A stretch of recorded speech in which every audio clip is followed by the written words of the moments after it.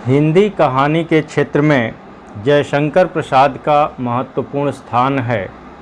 उनके कहानी संग्रहों में इंद्रजाल एक प्रौढ़ कहानी संग्रह है और जिसमें गुंडा नाम की एक उत्कृष्ट कहानी है। यह कहानी ईसा की 18वीं शती के पर्यवसान काल में अस्त व्यस्त परिवेश पूरित काशी के वक्ष पर घटी एक महत्वपूर्ण घटना है, जिसका नायक है नन्हकू सिंह। नन्हकू सिंह एक ऐसा व्यक्तित्व है जिसमें शूरता और जीवन की अर्थहीनता एक साथ संचालित होकर उसे उच्छृंखल और उदंड बना देती है। उसकी अर्थहीनता का कारण प्रेम की लगी एक घातक चोट है जो उसे असामान्य और निष्प्रिय बनाती है। नन्हकू सिंह इसका प्रमुख चरित्र है। इस कहानी का मैं वाचन कर रहा हूँ। 50 वर्ष से ऊपर था, तब भी युवकों से अधिक बलिष्ठ और दृढ़ था। चमड़े पर झुर्रियाँ नहीं पड़ी थीं। वर्षा की झड़ी में, पूस की रातों की छाया में, कड़कती हुई जेठ की धूप में नंगे शरीर घूमने में वह सुख मानता था। उसकी चढ़ी मूछें बिच्छू के डंक की तरह देखने वालों की आंखों में चुभती थीं। उसका सांवला रंग सांप की तरह चिकना और चमकीला था। उसकी नागपुरी धोती का लाल रेशमी किनारा दूर से भी ध्यान आकर्षित करता। कमर में बनारसी सेल्हे का फेंटा जिसमें सीप की मूठ का बिछुआ खुंसा रहता था। उसके घुंघराले बालों पर सुनहले पल्ले के साफे का छोर उसकी चौड़ी पीठ पर फैला रहता। ऊंचे कंधे पर टिका हुआ चौड़ी धार का गणासा, यह थी उसकी धज।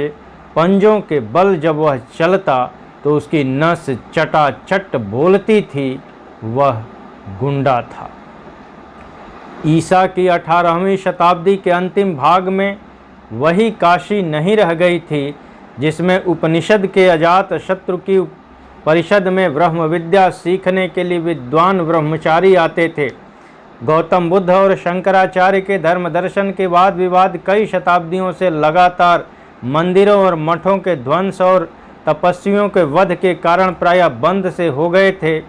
यहाँ तक कि पवित्रता और छुआछूत में कट्टर वैष्णव धर्म भी उस विशृंखलता में नवागंतुक धर्मोन्माद में अपनी असफलता देकर काशी में अघोर रूप धारण कर रहा था। उसी समय समस्त न्याय और बुद्धिवाद को शस्त्र बल के सामने झुकते देखकर काशी के विच्छिन्न और निराश नागरिक जीवन ने एक नवीन संप्रदाय की सृष्टि की। वीरता जिनका धर्म था, अपनी बात पर मर मिटना, सिंहवृत्ति से जीविका ग्रहण करना, प्राण भिक्षा मांगने वाले कायरों तथा चोट खाकर गिरे हुए प्रतिद्वंद्वी पर शस्त्र न उठाना, सताए हुए निर्बलों को सहायता देना और प्रत्येक क्षण प्राणों को हथेली पर लिए घूमना उनका बाना था। उन्हें लोग काशी में गुंडा कहते थे।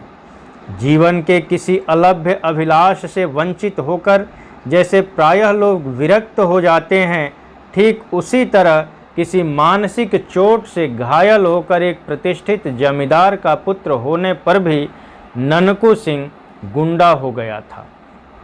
दोनों हाथों से उसने अपनी संपत्ति लुटाई। नन्हकू सिंह ने बहुत सा रुपया खर्च कर जैसा स्वांग खेला था, उसे काशी वाले बहुत दिनों तक नहीं भूल सकते। वसंत ऋतु में यह प्रहसनपूर्ण अभिनय खेलने के लिए उन दिनों प्रचुर धन, बल, निर्भीकता और उच्छृंखलता की आवश्यकता थी। एक बार नन्हकू सिंह ने भी एक पैर में नूपुर, एक हाथ में तोड़ा, एक आंख में काजल, एक कान में हजारों के मोती तथा दूसरे कान में फटे जूते का पल्ला लटकाकर, एक हाथ में जड़ाऊ मूठ की तलवार, दूसरा हाथ आभूषणों से लदी हुई अभिनय करने वाली प्रेमिका के कंधे पर रखकर गाया था, कहीं बैगन वाली मिले तो बुला देना। प्रायः बनारस के बाहर की हरियालियों में अच्छे पानी वाले कुएं पर, गंगा की धारा में मचलती हुई डोंगी पर वह दिखलाई पड़ता था।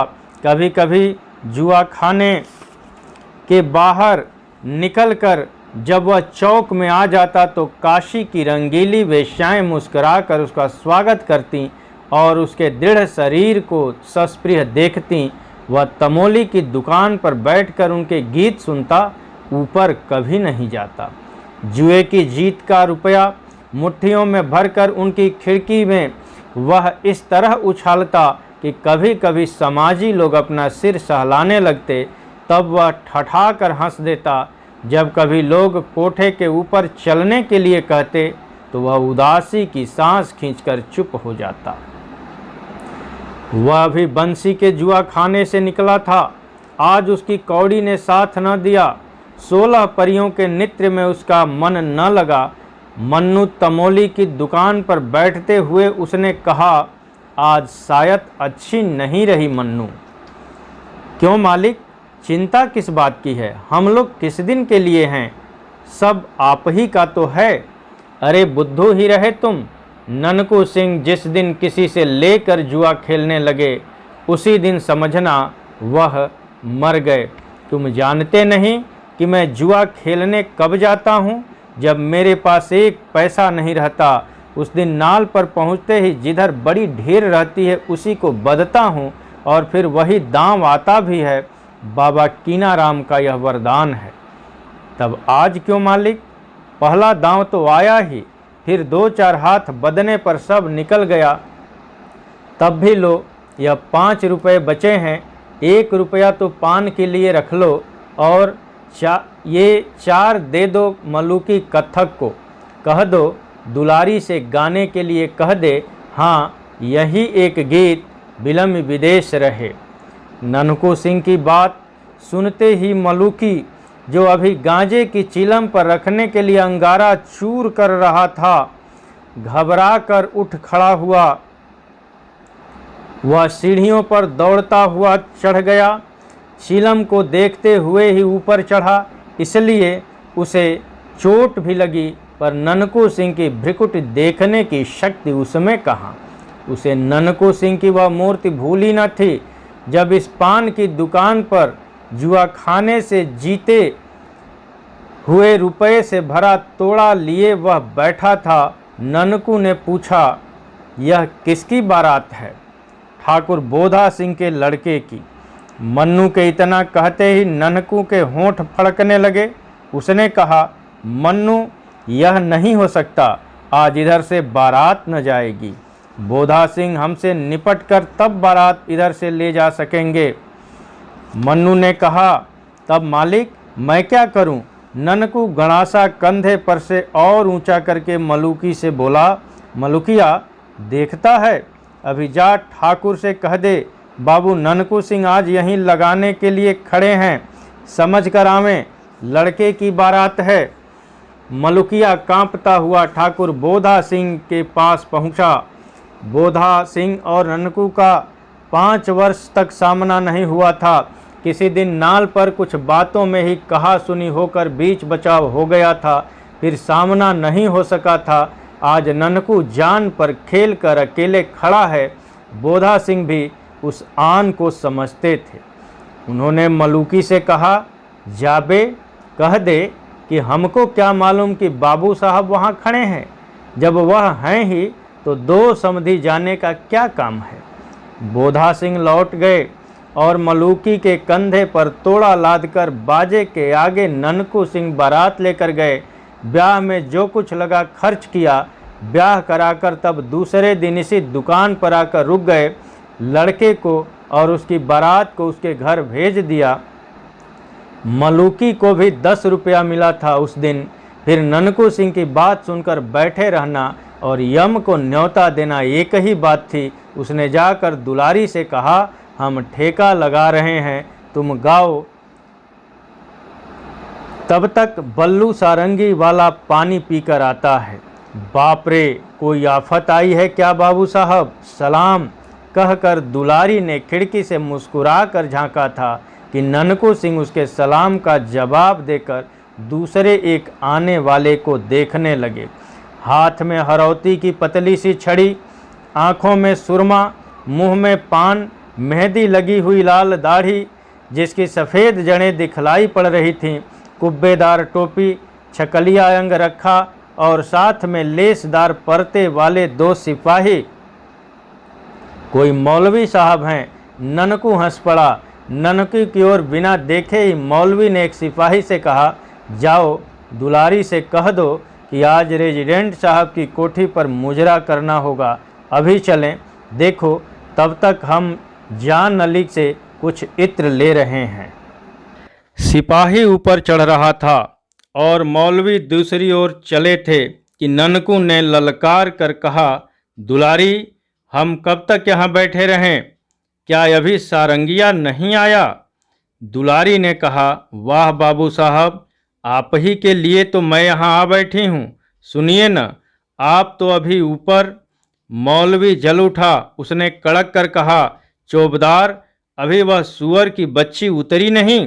जाओ कोतवाल के पास मेरा नाम लेकर कहो कि मौलवी अलाउद्दीन कुबरा ने बुलाया है, आकर उसकी मरम्मत करें। देखता हूँ जब से नवाबी गई इन काफिरों की मस्ती बढ़ गई है। कुबरा मौलवी, बाप रे! तमोली अपनी दुकान संभालने लगा। पास ही एक दुकान पर बैठकर ऊँघता हुआ बजाज चौंक कर सिर में चोट खा गया। इसी मौलवी ने तो महाराज चेत सिंह से 3.5 सेर चींटी के सिर का तेल मांगा था। मौलवी अलाउद्दीन कुबरा। बाजार में हलचल मच गई। ननकू सिंह ने मन्नू सिंह से कहा, क्यों चुपचाप बैठोगे नहीं? दुलारी से कहा, वहीं से बाई जी, इधर उधर हिलने का काम नहीं। तुम गाओ, हमने ऐसे घसियारे बहुत से देखे हैं। अभी कल रमल के पासे फेंक कर अधेला अधेला मांगता था, आज चला है रोब गांठने। अब कुबरा ने घूम कर उसकी ओर देख कर कहा, कौन है यह पाजी? तुम्हारा चाचा बाबू ननकू सिंह। के साथ ही पूरा बनारसी झापड़ पड़ा। कुबरा का सिर घूम गया। लेस के परते वाले सिपाही दूसरी ओर भाग चले और मौलवी साहब चौंधिया कर जान अली की दुकान पर लड़खड़ाते गिरते पड़ते किसी तरह पहुंच गए। जान अली ने मौलवी से कहा, मौलवी साहब, भला आप भी इस गुंडे के मुँह लगते हैं? यह कहिए कि उसने गणासा नहीं तौल दिया। कुबरा के मुंह से बोली नहीं निकल रही थी। बिलम विदेश रहे गाना पूरा हुआ, कोई आया गया नहीं। तब ननकू सिंह धीरे धीरे टहलता हुआ दूसरी ओर चला गया। थोड़ी देर में एक डोली रेशमी कपड़े से ढकी हुई आई। साथ में एक चौबदार था। उसने दुलारी को राजमाता की आज्ञा सुनाई। दुलारी चुपचाप डोली पर जा बैठी। डोली धूल और संध्या काल के धुएं से भरी हुई बनारस की तंग गलियों से होकर शिवालय घाट की ओर चली। श्रावण का अंतिम सोमवार था। राजमाता पन्ना शिवालय में बैठकर पूजन कर रही थीं। दुलारी बाहर बैठी कुछ अन्य गाने वालियों के साथ भजन गा रही थी। आरती हो जाने पर फूलों की अंजलि बिखेरकर पन्ना ने भक्ति भाव से देवता के चरणों में प्रणाम किया। फिर प्रसाद लेकर बाहर आते ही उन्होंने दुलारी को देखा। उसने खड़ी होकर हाथ जोड़ते हुए कहा, मैं पहले ही पहुंच जाती, क्या करूं? वह कुबरा मौलवी निगोड़ा आकर रेजिडेंट की कोठी पर ले जाने लगा।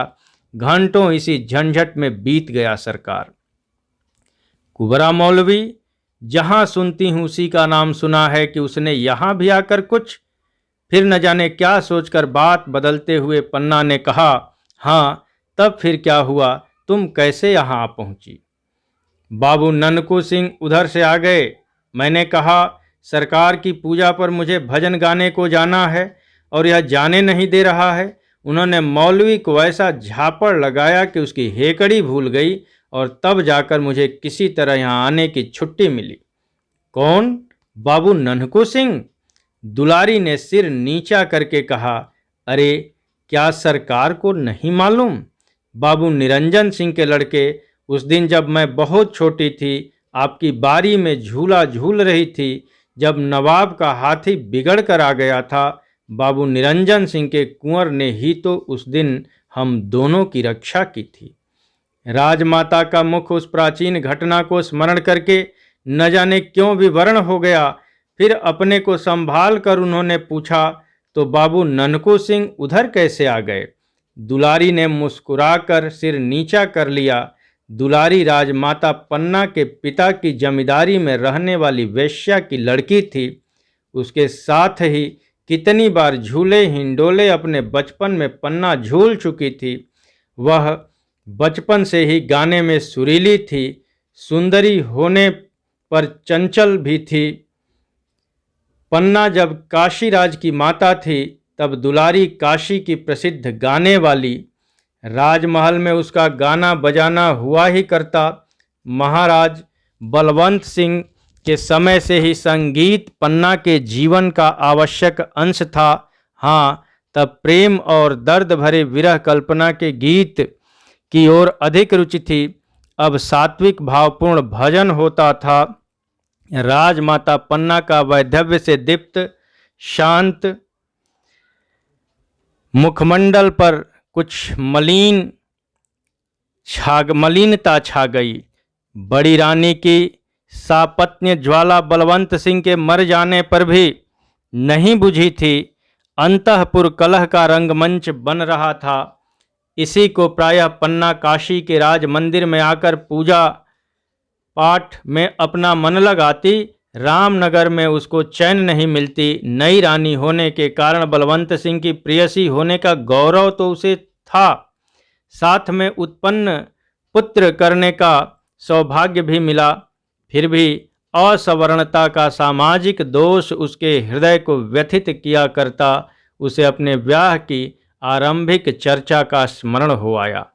छोटे से मंच पर बैठी हुई गंगा की उमड़ती हुई धारा को पन्ना अन्यमनस्क होकर देखने लगी। उस बात को जो अतीत में एक बार हाथ से अनजान में खिसक जाने वाली वस्तु की तरह लुप्त हो गई। सोचने का कोई कारण नहीं, उसने कुछ बनता बिगड़ता भी नहीं, परंतु मानव स्वभाव हिसाब रखने की प्रथानुसार कभी कभी वह कह ही बैठता है कि यदि वह बात हो गई होती तो।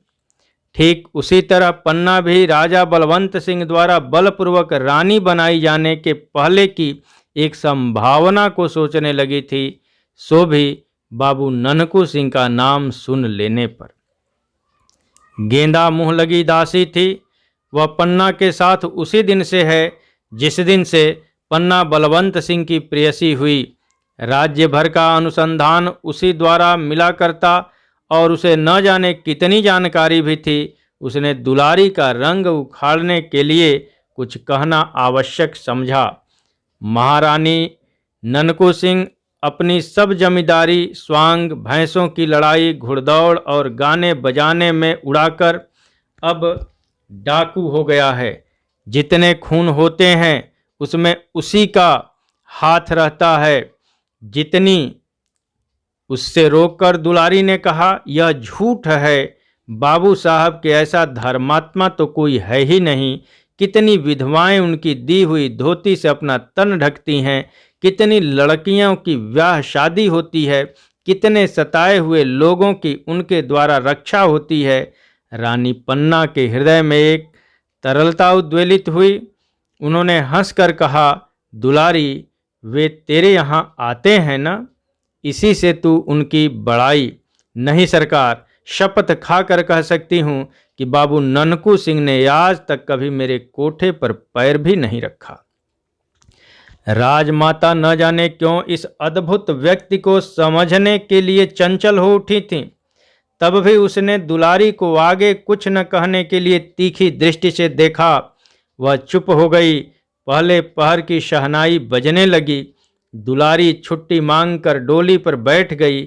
तब गेंदा ने कहा, सरकार, आजकल नगर की दशा बड़ी बुरी है। दिन दहाड़े लोग लूट लिए जाते हैं। सैकड़ों जगह नाल पर जुए में लोग अपना सर्वस्व गंवाते हैं। बच्चे फुसलाए जाते हैं। गलियों में लाठियां और छुरे चलने के लिए टेढ़ी भौहें कारण बन जाती हैं। उधर रेजिडेंट साहब से महाराज की अनबन चल रही है। राजमाता चुप रहीं। दूसरे दिन राजा चेत सिंह के पास रेजिडेंट की चिट्ठी आई, जिसमें नगर की दुर्व्यवस्था की कड़ी आलोचना थी। डाकुओं और गुंडों को पकड़ने के लिए उन पर कड़ा नियंत्रण रखने की सम्मति भी थी। कुबरा मौलवी वाली घटना का उल्लेख था। उधर हेस्टिंग्स के आने की भी सूचना थी। शिवालय घाट और रामनगर में हलचल मच गई। कोतवाल हिम्मत सिंह पागल की तरह जिसके हाथ में लाठी, लोहांगी, गणासा, बिछुआ और करौली देखते उसी को पकड़ने लगे।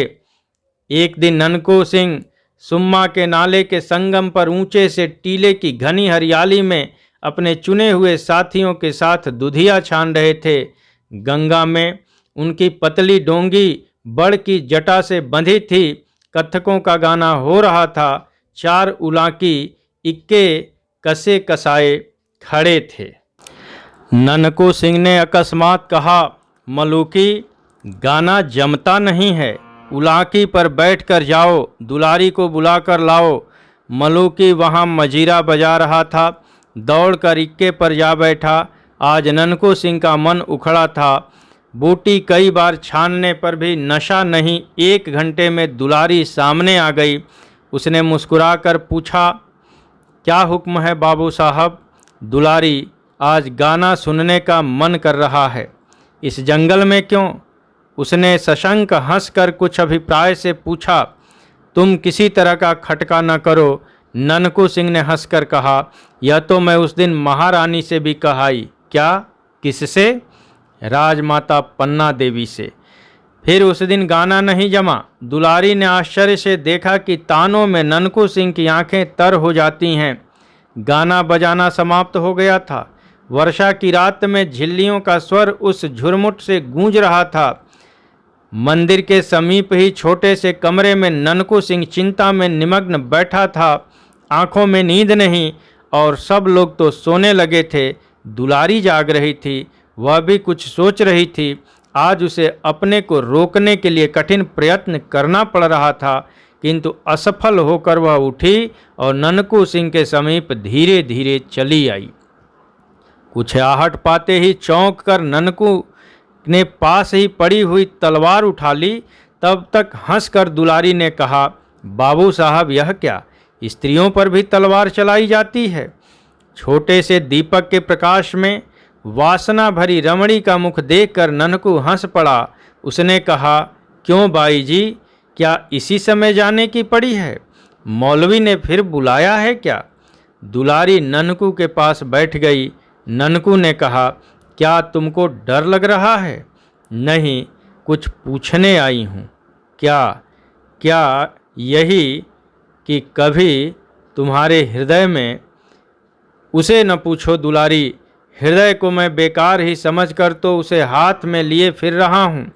कोई कुछ कर देता है, कुचलता, चीरता, उछलता, मर जाने के लिए सब कुछ तो करता हूँ, पर मरने नहीं पाता। मरने के लिए भी कहीं खोजने जाना पड़ता है। आपको काशी का हाल क्या मालूम नहीं? न मालूम घड़ी भर में क्या हो जाए, उलट पुलट होने वाला है क्या? बनारस की गलियां जैसे काटने दौड़ती हैं। कोई नई बात इधर हुई है क्या? कोई हेस्टिंग साहब आया है। सुना है कि उसने शिवालय घाट पर तिलंगियों की कंपनी का पहरा बैठा दिया है। राजा चेत सिंह और राजमाता पन्ना वहीं हैं। कोई कहता है कि उनको पकड़कर कलकत्ता भेजने। क्या पन्ना भी? रनिवास भी वहीं है? ननकू अधीर हो उठा था। क्यों बाबू साहब, आज रानी पन्ना का नाम सुनकर आपकी आंखों में आंसू क्यों आ गए?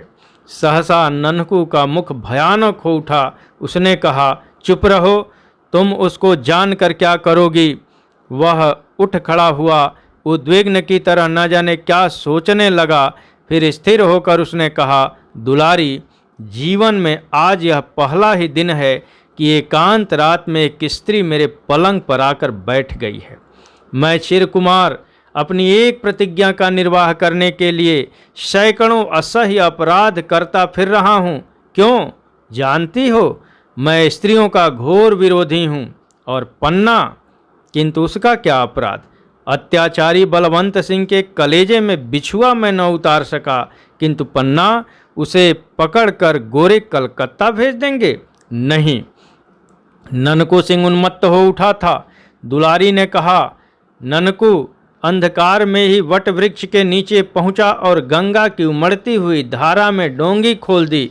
उसी घने अंधकार में दुलारी का हृदय कांप उठा।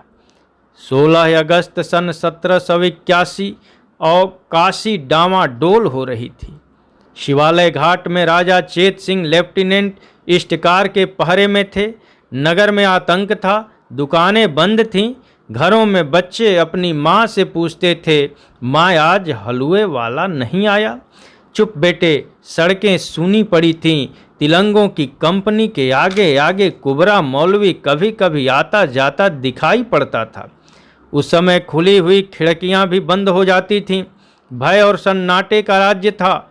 चौक में चिथरू सिंह की हवेली अपने भीतर काशी की वीरता को बंदी किए कोतवाली का अभिनय कर रही थी। इसी समय किसी ने पुकारा, हिम्मत सिंह। खिड़की में से सिर निकालकर हिम्मत सिंह ने पूछा, कौन? बाबू नन्हकू सिंह। अच्छा, तुम अब तक बाहर ही रहे? पागल, राजा कैद हो गए हैं, छोड़ दो इन बहादुरों को। हम एक बार इनको लेकर के शिवालय घाट पर जाएं। ठहरो, कहकर हिम्मत सिंह ने कुछ आज्ञा दी। सिपाही बाहर निकले।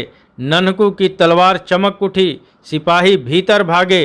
नन्हकू ने कहा, नमक हरामों, चूड़ियाँ पहन लो। लोगों के देखते देखते नन्हकू सिंह चला गया। कोतवाली के सामने फिर सन्नाटा हो गया। नन्हकू उन्मत्त था। उसके थोड़े से साथी उसकी आज्ञा पर जान देने के लिए तुले थे। वह नहीं जानता था कि राजा चेत सिंह का क्या राजनैतिक अपराध है। उसने कुछ सोचकर अपने थोड़े से साथियों को फाटक पर गड़बड़ मचाने के लिए भेज दिया। उधर अपनी डोंगी लेकर शिवालय के खिड़की के नीचे धारा काटते हुए पहुंचा। किसी तरह निकले हुए पत्थर में रस्सी अटकाकर वह चंचल डोंगी को स्थिर किया और बंदर की तरह उछलकर खिड़की के भीतर हो रहा। उस समय वहां राजमाता पन्ना और युवक राजा चेत सिंह से बाबू मनियार सिंह कह रहे थे, आपके यहाँ रहने से हम क्या करें यह समझ में नहीं आता। पूजा पाठ समाप्त करके आप रामनगर चली गई होती तो यह। तेजस्विनी पन्ना ने कहा कि अब मैं रामनगर कैसे चली जाऊं? मनियार सिंह दुखी होकर बोले, कैसे बताऊं, मेरे सिपाही तो बंदी हैं। इतने में फाटक पर कोलाहल मचा। राज परिवार अपनी मंत्रणा में डूबा था कि नन्हकू सिंह का आना उन्हें मालूम हुआ। सामने का द्वार बंद था। नन्हकू सिंह ने एक बार गंगा की धार को देखा। उसमें एक नाव घाट पर लगने के लिए लहरों से लड़ रही थी। वह प्रसन्न हो गया। उसकी प्रतीक्षा में वह रुका था। उसने जैसे सबको सचेत करते हुए कहा, महारानी कहाँ है? सबने घूम कर देखा। एक अपरिचित वीर मूर्ति, शस्त्रों से लदा हुआ पूरा देव। चेत सिंह ने पूछा, तुम कौन हो? राज परिवार का एक बिना दाम का सेवक। पन्ना के मुंह से हल्की सी एक सांस निकल कर रह गई। उसने पहचान लिया, इतने वर्षों बाद वही नन्हकू सिंह। मनियार सिंह ने पूछा, तुम क्या कर सकते हो? मैं मर सकता हूँ। पहले महारानी को डोंगी पर बिठाइए, नीचे दूसरी डोंगी पर अच्छे मल्लाह हैं, फिर बात कीजिए। मनियार सिंह ने देखा जनानी ड्योढ़ी का दरोगा राजा की एक डोंगी पर 4 मल्लाहों के साथ खिड़की से नाव सटाकर प्रतीक्षा में है। उन्होंने पन्ना से कहा, चलिए मैं साथ चलता हूँ। और चेत सिंह को देखकर पुत्र वत्सला ने संकेत से एक प्रश्न किया। उसका उत्तर किसी के पास न था। मनियार सिंह ने कहा, तब मैं यहीं। नन्हकू ने हंसकर कहा, मेरे मालिक आप नाव पर बैठें। जब तक राजा भी नाव पर न बैठ जाएंगे तब तक 17 गोली खाकर भी नन्हकू सिंह जीवित रहने की प्रतिज्ञा करता है। पन्ना ने नन्हकू को देखा। एक क्षण के लिए चारों आंखें मिलीं, जिनमें जन्म जन्म का विश्वास ज्योति की तरह जल रहा था। फाटक बलपूर्वक खोला जा रहा था। नन्हकू ने उन्मत्त होकर कहा, मालिक जल्दी कीजिए। दूसरे क्षण पन्ना डोंगी पर थी और नन्हकू सिंह फाटक पर इष्टकार के साथ। चेतराम ने आकर एक चिट्ठी मनियार सिंह के हाथ में दी। लेफ्टिनेंट ने कहा, आपके आदमी गड़बड़ मचा रहे हैं। अब मैं अपने सिपाहियों को गोली चलाने से नहीं रोक सकता। मेरे सिपाही यहाँ कहाँ हैं साहब?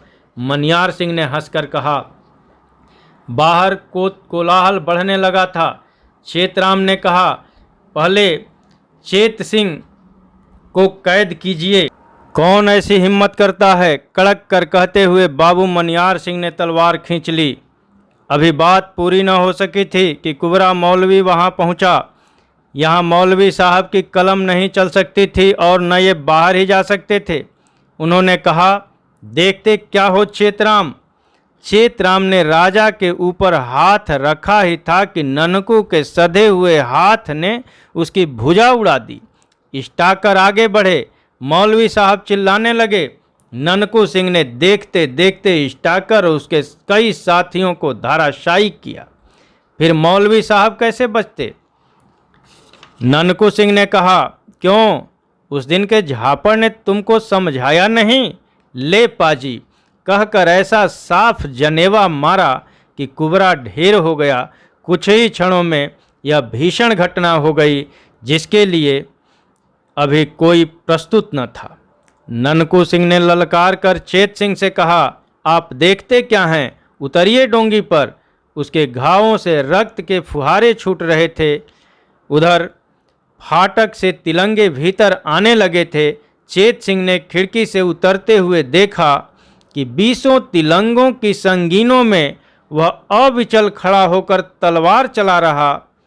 ननकू के चट्टान सदृश हृदय शरीर से गैरी की तरह रक्त की धारा बह रही है। गुंडे का एक एक अंग कटकर वहीं गिरने लगा। वह काशी का गुंडा था।